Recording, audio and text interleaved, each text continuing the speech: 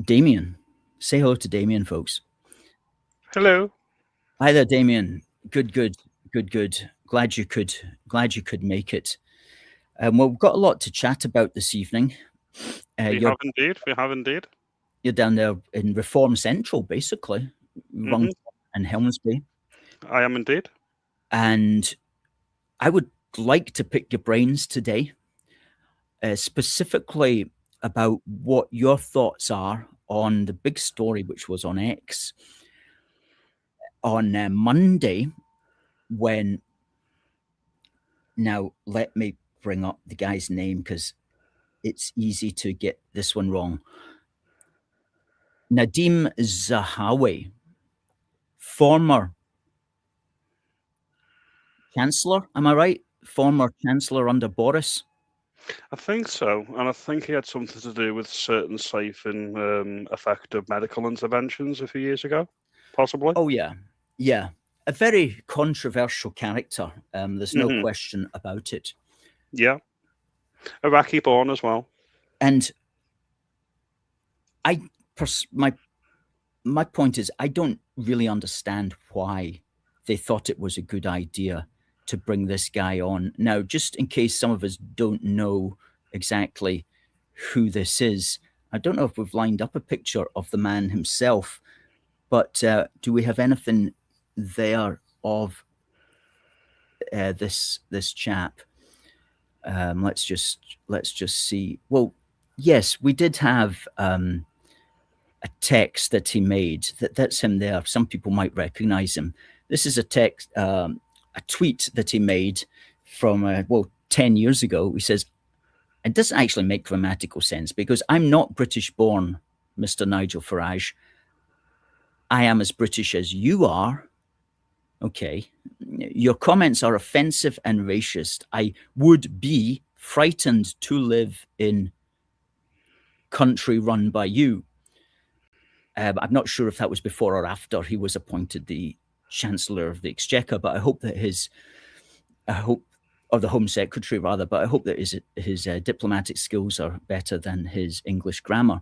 Anyway, he was very much an opponent of Nigel Farage back then. However, what happened on Monday is that he was welcomed with flying colours into the ranks of reform. hmm And I would like to know if you have any idea why they would think that he was a good idea.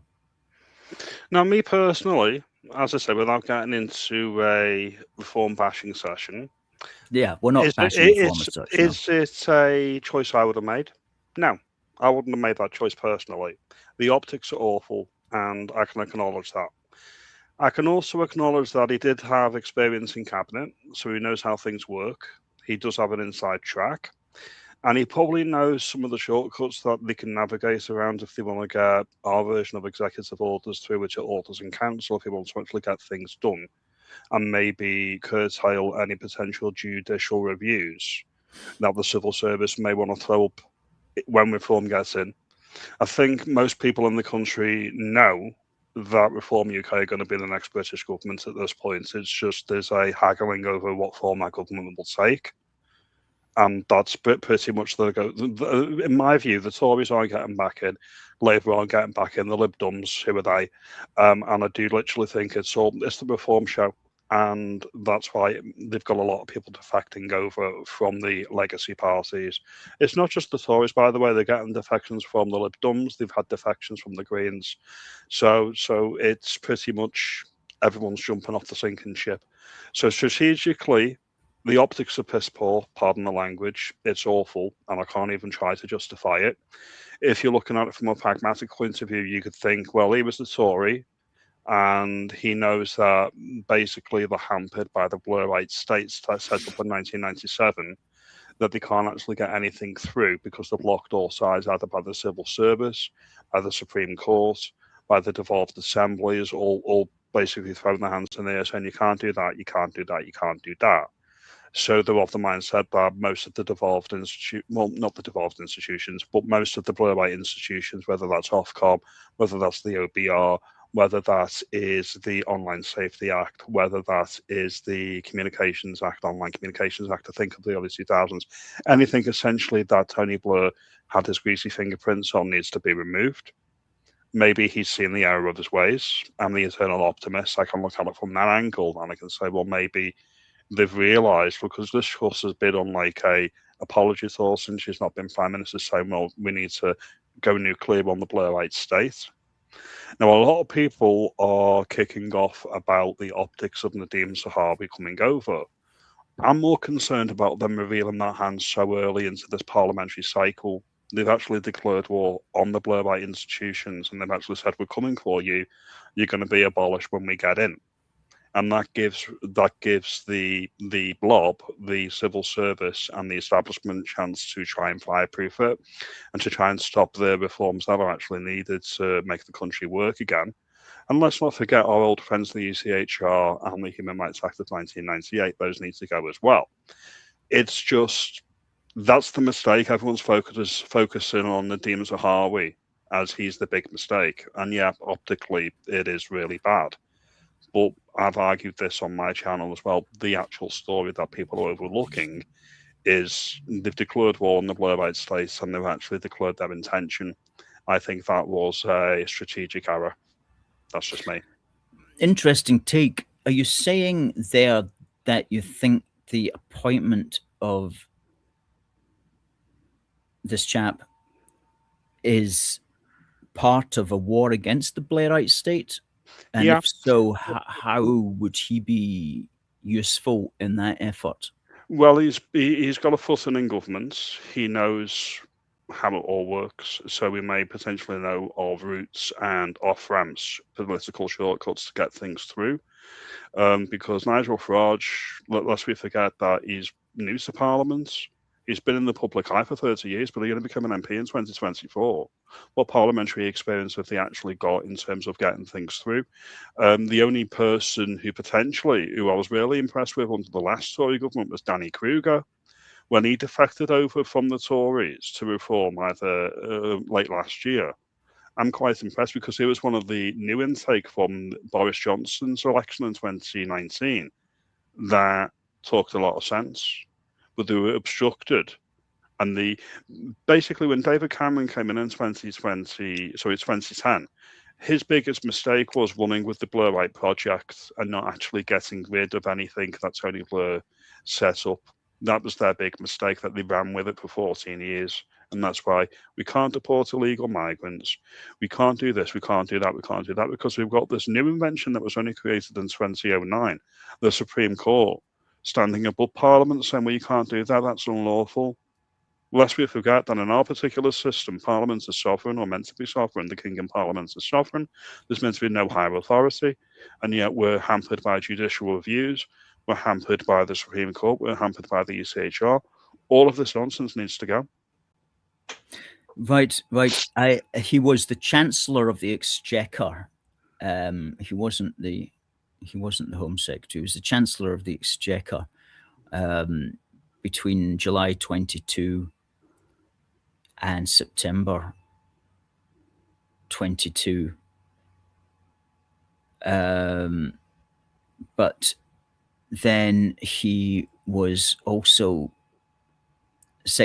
before then he was Secretary of State for Education, Minister for Intergovernmental Relations, Minister for Equalities, and then he got appointed the Parliamentary Under Secretary of State for the C vaccine deployment. We'll call it the jibby jab. We'll call it the jibby jab. Jibby jab, yeah, the jibby jab deployment. And we can't say the C word because we could get sanctioned by YouTube. So he was the Parliamentary Under Secretary, and it's fair to say he did not, in many people's eyes, commend himself or conduct himself very well on that. A lot of people to this day don't like the fact that he did it and consider what he was doing to be quite totalitarian, because he was the one who wanted and really kind of enforced young people 12 and over to get the jibby jabby. And for many of us, myself included, that was just unacceptable behaviour, Me given that they personally, were not even in danger. I agree. I agree. It was a governmental overreach, and we all are, and we know all about governmental overreaches under 2C IKEA. So I would completely agree with that. But you can look at that on the macro level, on the broad scope on what reform is doing, and you can have concerns. That's perfectly natural. People can be afraid. You should be afraid. I'd be afraid of another government of Keir Starmer, to be honest, or this Labour government. That scares me more. So it's right that we have concerns. It's right that we can have these conversations. And dissent is normal. Dissent is it's a natural thing that we should all be doing. So when people complain about certain, I wouldn't even want to say a mistake at this point. We'll have to see how it plays out. Certain decisions that the leadership of reform are making on the macro level, we can all have concerns about that. And as I say, that's perfectly reasonable. What I can say from a micro level, because I'm actually in a reform constituency, is that my MP, Sarah Pochen, is a breath of fresh air. She can go on national TV and she can say that people of colour, ethnic minorities, are disproportionately represented in the media. I don't know if you remember that story from a few months ago. Yeah. She can actually, mention that she doesn't want migrants in her constituency, illegal migrants. She doesn't want accommodation in my constituency, Buncombe House, be given to migrants. She's visible in the constituency.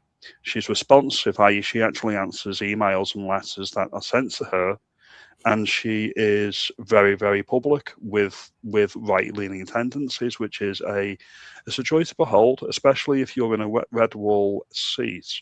She's the best MP that we've had for 50 years, and I can look at all of this and say, yeah, you can have these concerns on a national level about what reform's doing, but on the microcosm, when you factor it down, politics is meant to be bottom up, not top down. So my voice in the Runcorn constituency in a reform seat, this is the voice that people should be listening to, in my opinion, because this is a real testimonial to the difference that a right-leaning MP can make. Lest we forget, the way that our party political system is, my previous MP, Mike Amesbury, and my previous MP before that, Derek Twigg, they would never respond to your concerns about immigration or anything like that if it's away from the party line, because they would lose the whip. They would not be selected at the next elections to represent Labour again. That's how they maintain party discipline. That's how they just think, right, if it's not a pet project of mine, I'm not going to speak out about it. Your classic backbench Labour MP or any MP, if it's not something that's been pre-approved by party leadership, they won't even speak out about it because they will lose the whip and they'll be deselected come the next election cycle. People don't think about these things, so people can have these major concerns about reform. And as I say, that's right. We've got 3 years till the next election, of course. That's perfectly reasonable. But from a micro level, from a bottom up level, she's the best MP we've ever had.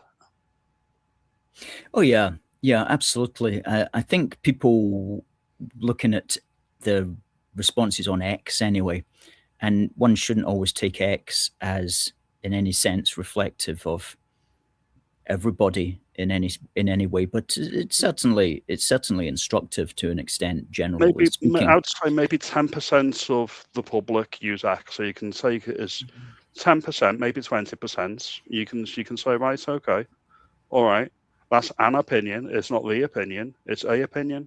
You can remember that many people are plugged into the interwebs and many people are plugged into online. Many people aren't. Many people still trust the ITV or your STV and your BBC and your Channel 4s. Very much so, very much so. And at the end of the day, how many people know who this Zahawi fellow is? People like you and I know because we're political, we're keen on politics. We're political junkies, let's be clear. Political junkies. And of the political junkies, how many of them take the view on Zahawi that we do, especially related to the jibby jabby carry on? Probably a minority of them. But most people out there, and this is what people like Richard Tice and Nigel Farage understand, they're like, most people don't know who this guy is. They hear that he was the ex-chancellor of the Exchequer. They won't remember what happened under the jibby jabby. they won't remember any of that. They're just going to vote for Nigel because he's Nigel, And and I'll bring up this that's very kind of the end of the story, really. I'll bring up this very clear point as well. Right? So, okay. Say, for example, you had a politically clued in person, a politically astute person like me and you, trying to make the argument on a doorstep that you can't vote for Nadeem Zahawi because he's not British, he was born in Iraq. They would think you're racist, rightly or wrongly, and you probably get the door slammed in your face. So you can look at it from that angle. There may be a argument to be had about British people, i.e., English, Scots, Irish, or Welsh people representing their own people, about demographic replacements. But how much of that is actually filtered into the public conversation to the normies, to your boomers, to my mum or my auntie that's not on X? If you turn around and say to them, right, I don't like him because he's brown, we can't vote for him because he was a Tory, they might just switch off. And you can look at it from that point of view as well. And they're like, all right, oh, you're the racist uncle, are you? Okay. It is true, though. I mean, most people, whether you accept it or not, they tend not to vote on those issues. Like, they tend not to vote on race or religion issues. It's more just, Unless you're from the religion of peace. yeah, The yeah. religion of peace. Even then, you'll get a lot of people who vote for you as well. So they'll just tend to vote for what the person goes under, whether that's Tory, Labour, Reform, what have you. And but there's an interesting point. I mean, because I thought, well, what's Reform got to offer? What's Zahawi got to offer? And he's not bringing any celebrity or glamour, really. He's not bringing any great intellect or charm or eloquence or academic history. He's not bringing out any of these things. He's not even bringing in any supporters. I mean, he's not even bringing in the Muslim vote, for example. He's not going to make any difference to whether Muslims vote for Reform or not. I can't imagine anyway. So what is he bringing Reform? And I thought, well, it must be access that he's bringing. Access either to money or to diplomatic avenues. And I think you nailed it there when you said basically he understands how government works, and he can maybe help the Nigel Farages of this world carry out some kind of cleaning of the stables as far as the civil service is concerned. I think that's the optimistic view. That's the only view that makes sense that I've heard. So that you could be onto something there. I mean, there was a post. I mean, there was a story a couple of days ago that basically stated that the civil servants would be uncomfortable following instructions from Reform UK, and there would be mass walkouts. They would have to resign. And to that, I would say, well, I wouldn't want you to do anything you feel uncomfortable with. Here's your severance package. I'll see you later. It's as simple as that. The civil service is meant to be impartial. They're not there to have a political opinion. They're there to implement the will of the government, the elected government. You know what I mean?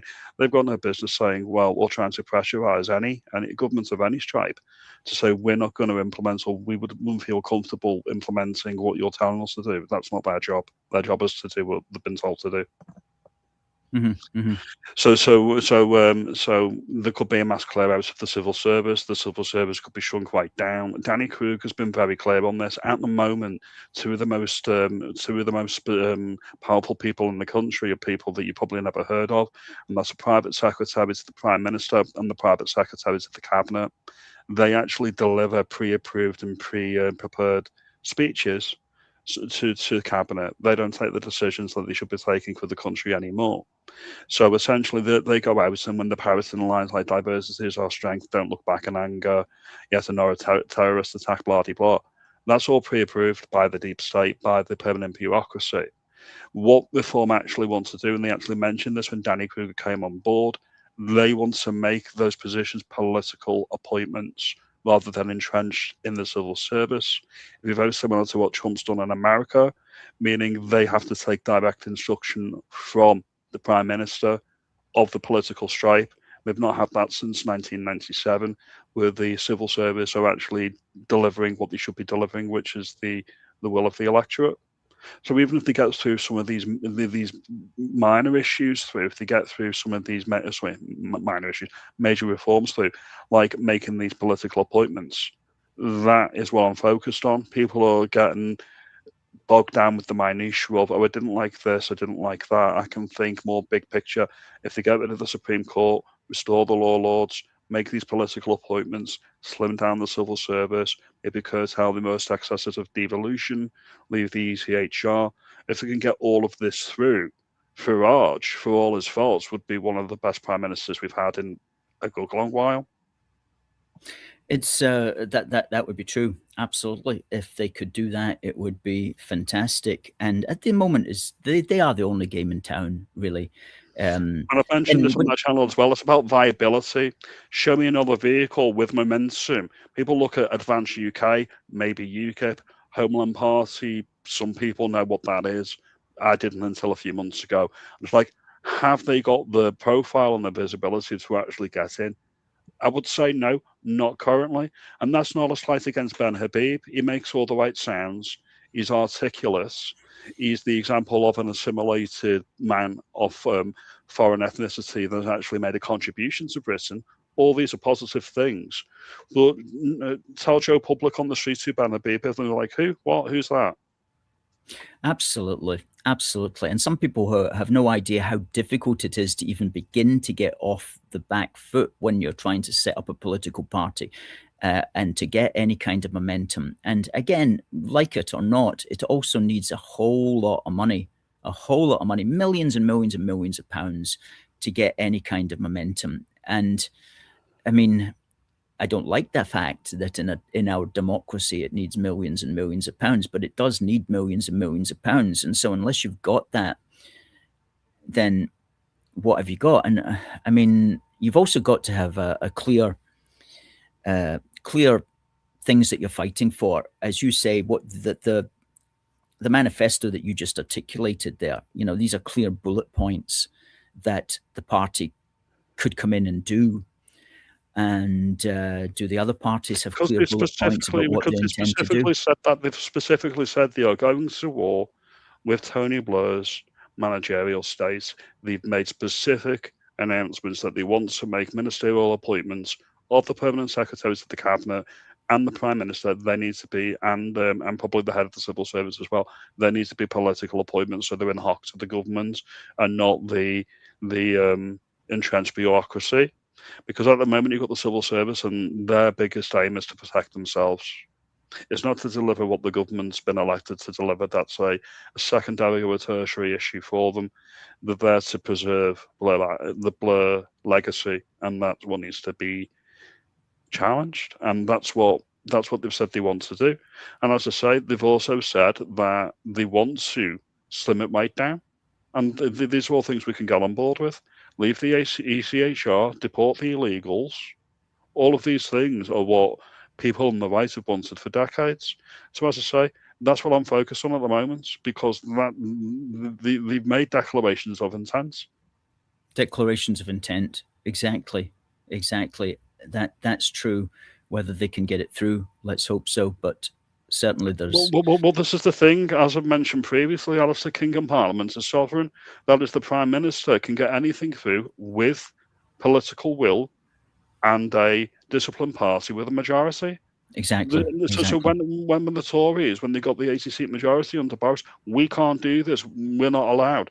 No, I call bullshit on that. That is about party discipline. You needed to get all of the Lib Dems out of the Tory party, and you might have got some of the stuff through. Yes, if there had been any intention of getting any of that stuff through.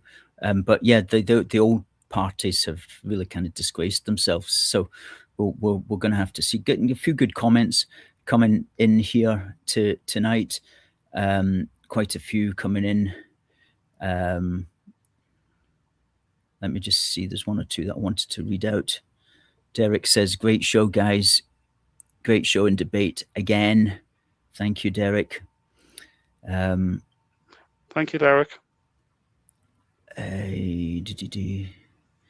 Now, what others? quite a few to have to scroll through. There you go. Damien is spitting facts. Local and national is always different. My local area is a joke. Thank you for that. Good. And a few people debating each other also in the comments. As Catherine says, yes, there must be a reason why Nigel nabbed him. Otherwise, why would he bother? And I think we've heard at least a reason that makes sense to me from Damien tonight. Derek wishes you a happy new year. Happy New Year, Derek. Thank I you. hope it's Thank a you. productive one for yourself as well, Damien. I'm sure it will be. You've got a very good YouTube channel, which just as we end the interview, the chat here will just bring up it. It's at youtube.com/@ Cheshire Cat Musings, all one word. Somebody on my channel today actually wanted to know what the name of the channel is about. Cheshire Cat Musing. Why? So I mentioned it. It's because I live in Cheshire, and Cheshire Cat is obviously from the Lewis Carroll book, Alice in Wonderland. And Lewis Carroll's actually from Daresbury, which is in my constituency of Runcorn and Helsby. It's not technically part of Runcorn, but it's in the constituency, and that is a civil parish on the way to Warrington. So that's why I picked the name Cheshire Cat Musings, because it's very local. And as I say, I'm all about bottom down rather than top down. And it's very specific to my area, which is why I chose it. And it's quintessentially English and British. And it's I always see myself as British, and I'll always see myself as from Cheshire. So that's why. Quite right. And in fact, when your show starts, do you still have the Cheshire flag at the beginning of it? Yeah, Cheshire, then England, then Britain. Yes. There you go. That's the bottom up attitude. Damien, it's the top of the hour. Thanks very much for coming in tonight. We'll have you again on at least a couple of times anyway. Well, we'll have you on at least once a month anyway between now and the Holyrood election. And the English Council elections, of course, which are happening on the same day, 7th of May. Well, hopefully TCK won't cancel them all. So hopefully.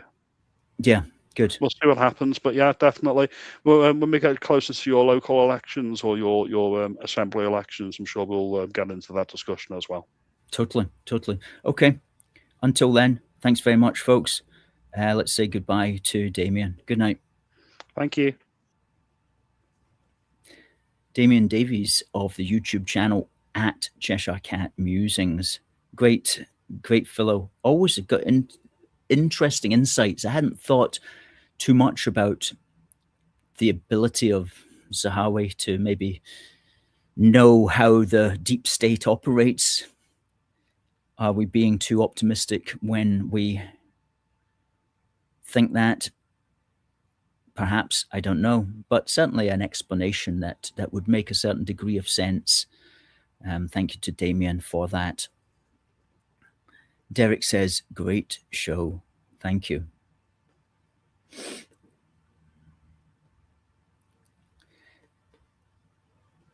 Right. Good. Okay, folks. Well, we will be back next Wednesday at 7:00.